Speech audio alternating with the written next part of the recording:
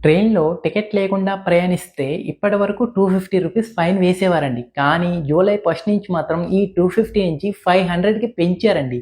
అంటే for example మీరు విశాఖపట్నం నుంచి విజయవాడకు టికెట్ లేకుండా జనరల్ బోగీలో ప్రయాణించారనుకోండి. విశాఖపట్నం నుంచి విజయవాడకు general ticket charges plus penalty రూ. 250. అంటే విశాఖపట్నం నుంచి విజయవాడకు జనరల్ టికెట్ రూ. 150 అనుకోండి. ప్లస్ ఫైన్ రూ. 250 అంటే రూ. 400 ఇప్పటివరకు మీరు పే చేసేవారు కదా!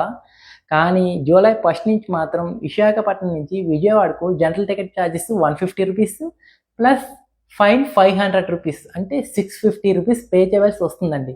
అదేవిధంగా స్లీపర్ క్లాస్‌లో ప్రయాణిస్తే sleeper class ticket charges plus fine రూ. 500 పే చేయవలసి వస్తుందండి.